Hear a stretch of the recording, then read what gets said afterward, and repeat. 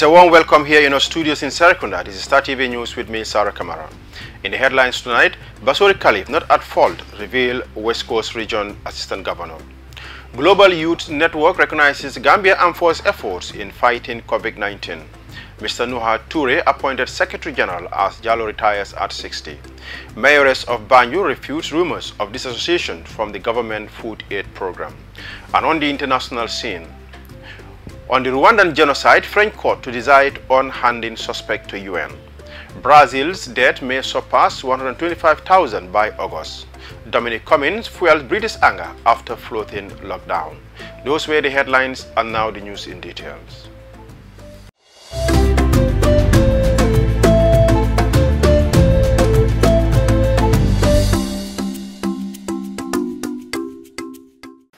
The Assistant Governor of West Coast Region, Honorable Musa Suso, in an interview with Star TV regarding the intervention of security officers attempting to arrest the Caliph of Basori, Alhaji Muniru Dabo, said the Caliph was not to blame for the congregation.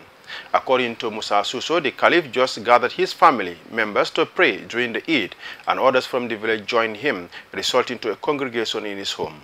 Dado Cham interviewed Musa Suso, and this is her report. PIU officers on Sunday stormed the house of the top Islamic leader as villagers gathered there for the Eid congregation prayers in an attempt to pick up the Caliph, Alhaji Manuru Dabo, for performing a congregation prayer. The villagers refused to hand over the Caliph. Things later turned down as police intervened, then later left, reportedly receiving a call from the top. The government of President Adama Barrow later sent a delegation that include SIS Chief and Deputy Governor of West Coast Region to apologize to the Caliph. However, Honorable Musa Suso said things could have gone worse if they did not intervene. If at all we didn't intervene in time, it could lead to something else, because the amount of people that we saw there, and people were coming from all areas, to make sure that some they have they can blow things out of proportion. So what I can say, all these things, urging myself, appealing to myself and the government in particular, to create awareness, dialogue.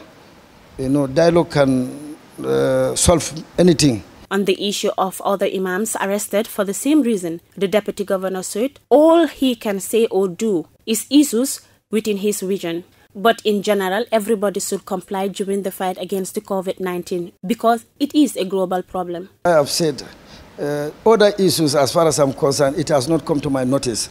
But if at all it comes to my notice, what I did in Basori is the same thing I'm going to do.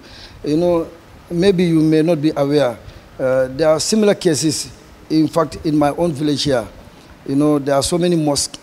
So when that nature happens, I make sure I prevail. I go to the station, talk to the station officer. Even the Inspector General of Police can be my witness. Some of these things, I see them in camera. I discuss with them just to make sure that though I cannot stop the law taking its course, but it is also my duty, my responsibility to make sure that sanity prevails in my region. So other regions or other areas, I may not be aware. And I'm sorry if at all it happens to other regions that is beyond my jurisdiction.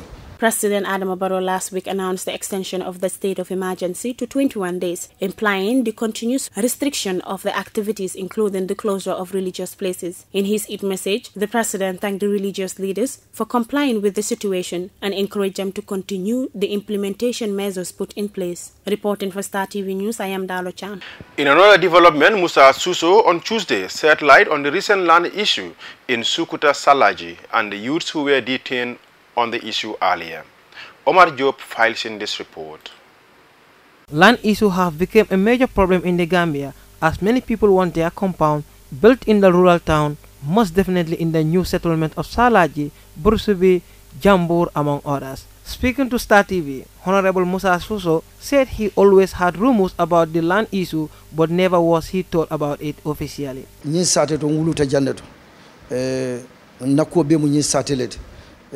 We are born and raised here. My everything is here. If I'm able to stood for others, why can't I do that to my own hometown? But about this land issue, here I always heard about it, but officially it never come to my table to show me this is what's happening.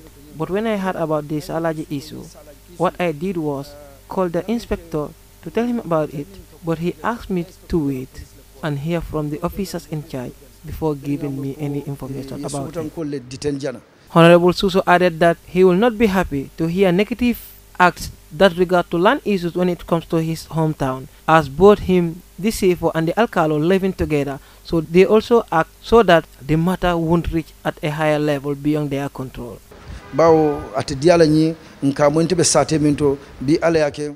We will not be happy, as were me, the deputy governor, the CFO and the Alcalo residing here having land issues. So however the case may be, we have to tackle it before it gets worse. That's why when I talked to the IG, we went to the station to grant bail to those that were detained. They are supposed to report at the station on Tuesday, but I called to talk to the officer in charge. Tell him I'm not feeling well. Today asked those that were bailed supposed to report today, but you can shift the report till next 2 weeks so that we can talk about the issue among us before that, because I can't get myself into something that I'm not fully breathed with. So Mr. Saho also urged people not to take the law into their own hands, as the law is for all. In everything that one does, let it be in the right channel. Moreover, Jere Demba, the Alcalo of Sifo and the chairman of Alcalos in West Coast region, said many people blame Alcalos when it comes to land issue, but stressed that the Alcalos own no land, as land are part of things that are inherited, so you cannot interfere with someone's land without their consent, and hoping to smoothly cope the issue so that there can be dialogue within them. Kausu Cham, the Alcalo of Sukuta, made a similar comments and hoping that they will discuss the issues among them and make sure there is dialogue with regard to the land issue. Omar Diop for Star TV. The Gambia Armed Forces received a certificate of appreciation from the Global Youth Network on Tuesday. The certificate is as a result of effort played by the armed forces in fighting COVID-19 through raising awareness in the form of a video that was circulated on social media, which was very appreciative to the Global Youth Network. Binta Koli files in this report. The Global Youth Network is an international youth organization whose headquarters is in South Africa, and they are operating in over 35 countries globally. However, the Deputy Chief of Defense Staffs of the Gambia Armed Forces, Brigadier General Mamadou O. Cham, uttered a word of gratitude to the Global Youth Network. Cham also shed light on the role of youths in national development. Youths in every society are not only the muscle power of the society, but also they are the future of the society. And therefore, I appeal and all youths of the Gambia to take this pandemic very seriously and to be the change agents for society, to make sure that through our actions we try to educate and pass the message to our people that this is a dangerous enemy, an invisible enemy, which we can only defeat if we act responsibly, observe the guidelines given by the WHO and the health ministry in observing social distancing and doing the best practices that world over have been proven to be the only effective weapon at the moment towards stopping this pandemic. Deputy Cham urges the youth to be vigilant in observing the COVID-19 preventive measures. The country representative of the Global Youth Leadership Network, Victor Okoli, reveals the objective and the roles of their organization. He added that during the outbreak of the pandemic, there were people who put their life at risk in ensuring that the spread of the virus to be mitigated. The pandemic hit, the COVID-19 came in, the world came to a standstill. But yet, there have been individuals who have put their lives on the line, died in the process. There have been organizations that have been putting in a lot of resources, taking a lot of risk, knowing how contagious this disease is.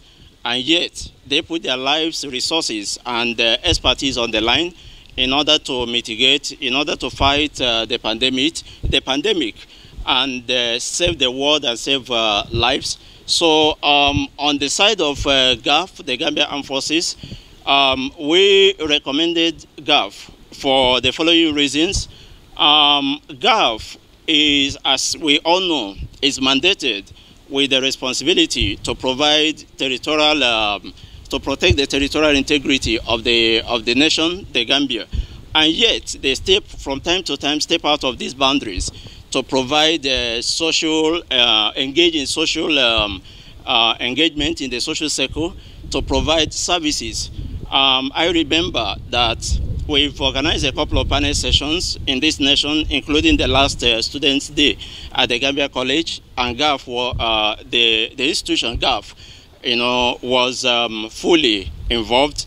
Anytime we call them for any engagement, any activity, they're always there and on time. So I want to really appreciate them based on this and the effort they put in the fight against COVID-19 in creating the video. And when we talk about video, other people did video, a couple of documentaries, both audio and video documentaries. But the video that GAF did was exceptional. The reason is this. It was a voiceless video that created opportunity for even people with difficulties in hearing to be able to benefit from the message being communicated by them through that video. So we really appreciate it. They accommodated everyone in that video and in the message they sent out. So based on these reasons and the other engagements, resources, and even personnel they put in the fight against COVID-19, that's why we are here today, for representing our secretariat in South Africa, the Global Leaders Network, to honor GAF and present them with this certificate of award. Mr. Okoli adds that this certificate will be presented to 60 other countries and individuals who made efforts in combating COVID-19. For Star TV News, I am Binda Okoli. In a press release from State House, the public is hereby informed that His Excellency President Adam Barrow has appointed Mr. Nuha Toure as Secretary General and Head of the Civil Service effective Tuesday, 26 May 2020. His appointment follows the retirement of former Secretary General Mr. Mohamed Bias Jallow on 25th May 2020 at the age of 60. Mr. Jallow has now been appointed as Deputy Executive Secretary at the Senegalo-Gambia Permanent Secretariat. The release ends. The Mayoress of Banjul, Rohey Malick Lowe, in an interview with Star TV, revealed that she was not involved by government on the food aid program distribution. Rumors has been circulating that Rohey Malick Lowe has dissociated herself from the food aid program provided by the government. Mariam Adem reports. Rumors has been circulating that the Mayoress of Banjul, Rohey Malick Lowe, has dissociated herself from the food aid program provided by the government. However, the Mayoress denied the allegations and clarifies that she did not disassociate herself from the food aid program because she was never invited for a meeting by the government regarding the food aid program or even sent an email to take part in anything related to it until a week or two after she made mention. But what happened exactly is, to be very honest, I was not, when they started the logistics, I was not part of it. I was never invited to say, I didn't receive a letter, I didn't receive an email, I was, just to sum it up, I was never invited to come to a meeting or to be part of their logistics. So I don't know what people expect me to do when the central government themselves says politicians are not involved. We had that clearly from the Vice President. And again, I was never invited in any of the meetings to say, Lord Mayor, come, you have to be part of our logistics. It never happened.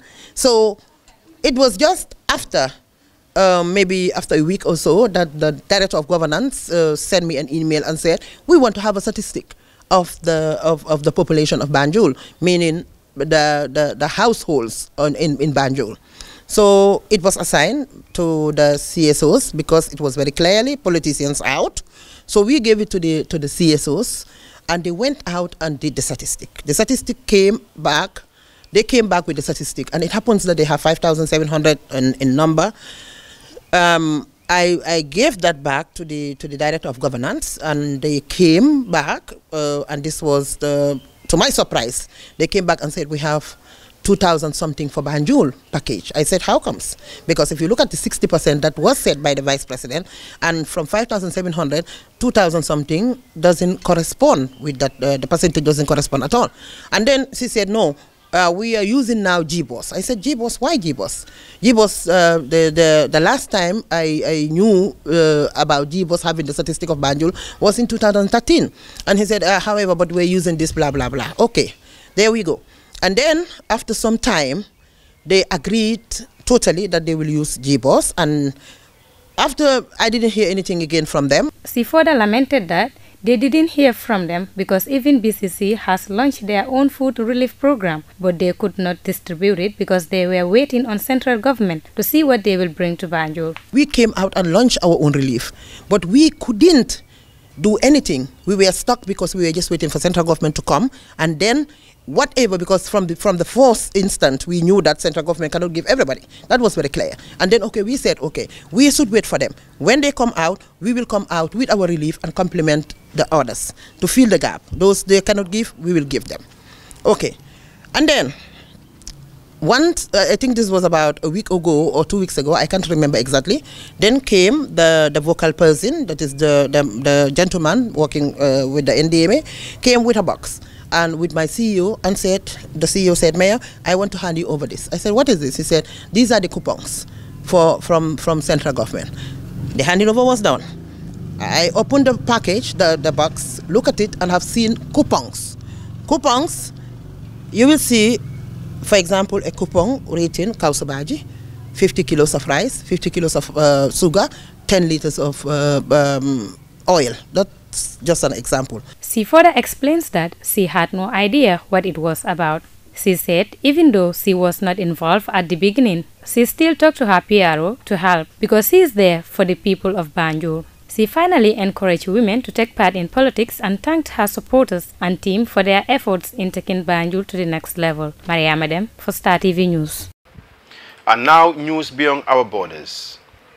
A decision is expected in the coming hours on whether Rwanda genocide suspect will be handed over to UN custody. If so, former businessman Felice Kabuga will go on trial at an international court. He is accused of helping finance the mass killing in 1994 and was arrested in Paris after 26 years on the run.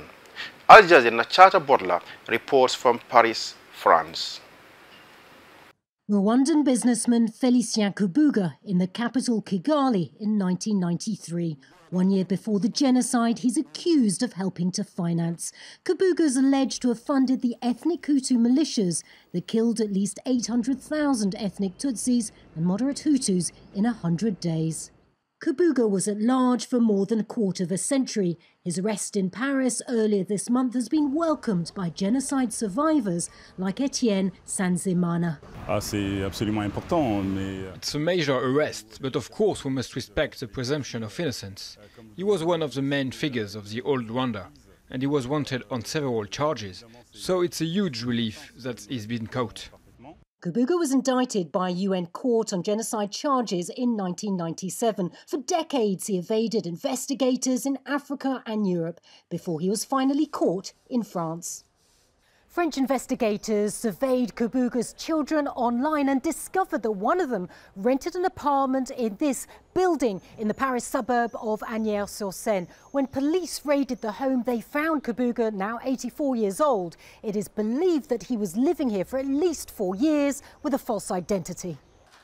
Colonel Eric Emero led the investigation. During the lockdown, our investigators were working from home, so they had more time to focus on this case, to track phones and locations. And we began to survey one location in Agnières. We believed he was in the apartment, but weren't certain until we opened the door. We carried out a DNA test to confirm it was him.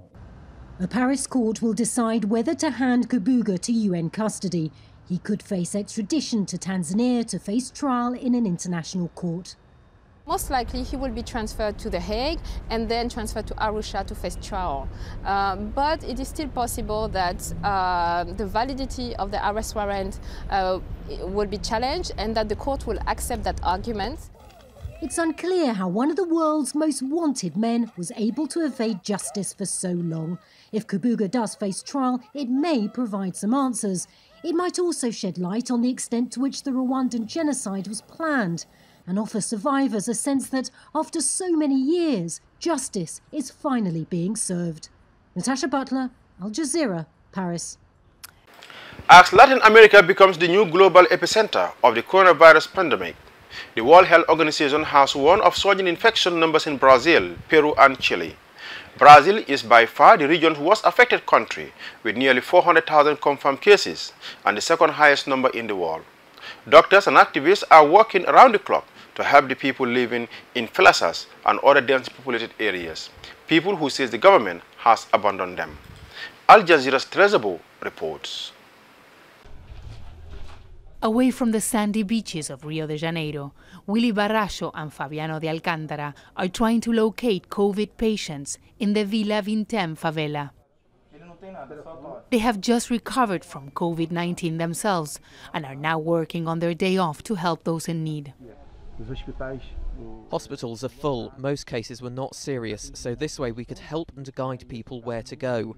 We're visiting people and also to see their problems in their homes, small houses with not a lot of airflow. We could give an overall guidance on care and cleaning.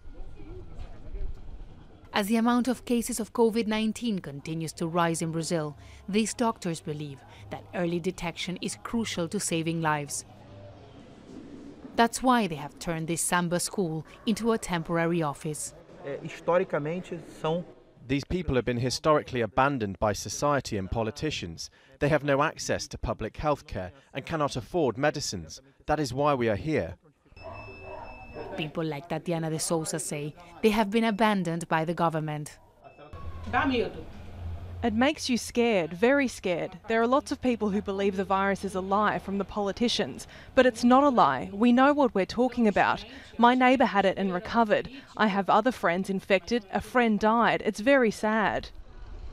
The demographic density in the favelas increases the chances of catching COVID-19. In the past few days, human rights activists have denounced a change in the body removal protocols. What once was a public service now depends on the relatives of the deceased. After 27 hours, a body was removed from this house. It is absurd what the state is doing with people who do not even have a chance to bury their dead. It's all happening as Brazil is caught in a political crisis that has polarized the country between those who believe the way out is by imposing a lockdown and those, like President Jair Bolsonaro, who want to open up the economy. The fight has forced governors to clash with Bolsonaro. On Tuesday, the police raided the residence of Rio's governor, Wilson Witzel, who is being investigated for corruption in the handling of COVID-19. Witzel said on Twitter, Bolsonaro is using the federal police to attack him. Caught in the middle of the dispute are the victims of Brazil's political system, which is failing to protect those who are in need of help the most. Teresa Bo, Al Jazeera. In the United Kingdom, a political storm is intensifying over a top government advisor's cross-country trip, taken while he thought he might be infected with COVID-19 and while the entire country was in lockdown. Dominic Cummings has enraged the public further with his unapologetic response to the outcry over his action, instead justifying what he did. Conservative Party leaders have also defended Cummings. Meanwhile, other European countries are starting to open up after their lockdowns and to figure out what life will look like from now on. Al Jazeera's Nif Becker reports from London, UK. Cummings, were you telling the truth yesterday? Should he stay or should he go? Dominic Cummings may have shared his side of the story, where the anger surrounding his trip from London to the northeast of England, defying the government's own lockdown rules, isn't going away. Newspapers on the right and left of politics are saying the same thing. No apology, no regrets, reads one. No regrets, no apology, the other. Meanwhile, politicians from the governing Conservatives and opposition parties are piling pressure on the Prime Minister to sack his chief advisor. One junior government minister resigned in protest. There are aspects of Cummings' explanation that I have trouble with, he tweeted. The government's now desperately trying to refocus attention on what it's achieved, including the announcement that Britain would provide the antiviral drug remdesivir to some COVID-19 sufferers. This is probably the biggest step forward in the treatment of coronavirus since the crisis began. These are very early steps, but we're determined to support the science and back the projects that show promise. The government's expended an awful lot of political capital defending Dominic Cummings. Only 2 weeks ago, the Prime Minister's approval rating, according to one poll, was 25%. After supporting his chief advisor, it's now in negative figures at a time when the government's trying to inspire public confidence. In other parts of Europe, people are adjusting to a relaxing of restrictions. The Russian President Vladimir Putin says his nation's passed the peak of infections, despite recording its highest daily death toll. Flags in the Spanish capital, Madrid, were lowered ahead of 10 days of mourning for the victims of COVID-19. As the pandemic appears to be winding down, people are left counting the economic cost. A group of restaurant chefs gathered outside the Spanish parliament, demanding more financial aid for a sector hardest hit by the lockdown. In Germany, the government's agreed to extend social distancing restrictions until June the 29th, after a row between federal and state authorities over how fast to ease the lockdown. The government's also agreed to a $9.8 billion bailout for its national carrier Lufthansa. Officials there want to lift a travel warning for 31 European countries from mid-June. The major travel slumps left even the strongest airlines struggling. In the UK, as restrictions ease, life's returning to London's parks and tennis courts, with a few more rules on how many people can play. In the absence of a vaccine, life after lockdown's likely to be governed by far more regulations. Rules meant for everyone. Neve Barker, Al Jazeera, London. And before we end the news, a recap of our main headlines. Basori Khalif not at fault, revealed West Coast Assistant Governor. Global Youth Network recognizes Gambia Armed Forces effort in fighting COVID-19. Mr. Nuha Toure appointed Secretary General as Jallo retires at 60. Mayoress of Banjul refute rumors of dissociation from the government food aid program. On the international scene, on the Rwandan genocide, French court to decide on handing suspect to UN. Brazil death may surpass 125,000 by August. Dominic Cummings fueled British anger after floating lockdown. That's all for this edition of the news. Please enjoy the rest of our programs and join us tomorrow for more news. Thank you.